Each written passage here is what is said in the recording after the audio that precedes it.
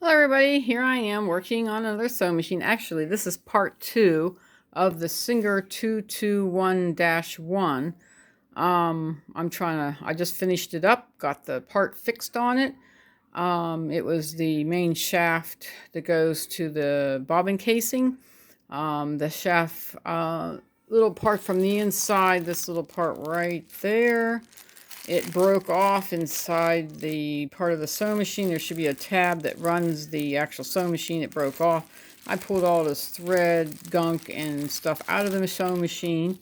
And now I'm in the process of, you know, looking at it, trying to see what it does. It's running really good. Had to reset the timing because after you take that whole shank area out, this whole thing out, this big, huge thing that hooks in here, I took it completely out. There was like all it was left is the cylinder.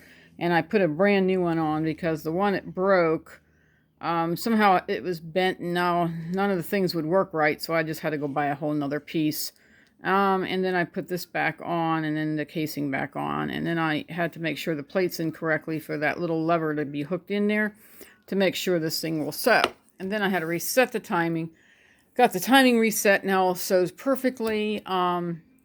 This is the last time we talked about the rewind, how you rewind your bobbin. You put it on here, you click it down into there, and you hook it through this thing. I always hook it up here to here, to here, to here, to here, to the bobbin area to fill them. So that way I don't have to worry about them getting tangled. Because if you go down this way, it can be tangled really easy, and I don't like it. This is how to make your thread wider, or not wider, but lengthwise. So right now I have the longest length. To reverse the sewing machine, you pull up to reverse, pull down when you're done reversing.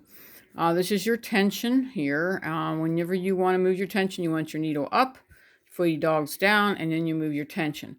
If you move it without the thread being in the chamber, sometimes it'll mess up it, and then it won't know where exactly how much tension you need for your thread to be able to sew. Like this is a lightweight denim cotton material. That's how you thread it. You come up here, you thread here. Make sure your feed dog's in the highest position. You put your first hook here, down to here, wrapped around this way. See that? You see how tight these are? They ain't moving. So you put the feed dogs up. This whole thing moves, so that way the thread will go into there, goes up and hits this little area, comes up, thread it through here. This is called the uptake lever. Comes down here into this little hook, then into this hook, and down into the hook over here. And then if the needle is in highest position, you thread it. Now, let me go ahead and put this down and switch hands real quick and put this in the highest position, okay? Now, when you want to thread your needle, you thread from the base going this way, okay? You never thread it this way or it won't sew. You always thread it from here over, okay? And let's see here. I'm going to see what else I need to do. Let's see, then you have your bottom piece. I already talked about that. Okay, now let's go see what this sounds like when you're running it. So, okay, we got my foot on the pedal here. It's a little wee pedal. So I'm put my foot on it, and then I'm gonna get it to work here. So push the little pedal, and sewing this way. I'm gonna go this way to sew it some more. And it sews really good, and now you can see it's sewing really well. Sewing really well on this side. If I flip it over, and it sews really well on that side. So the whole sewing machine is reset. The customer can come pick up his sewing machine, and hopefully she'll get some good use out of it. I guess it came from her mom.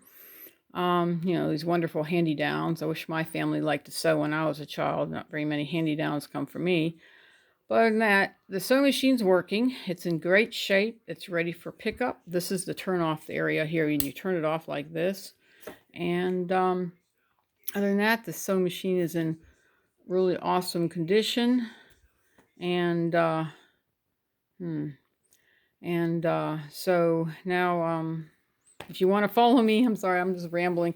If you want to follow me on Facebook, I got a group called Affordable Sewing Machine Care. You got to ask a few questions to get in. Other than that, it's pretty easy to get in.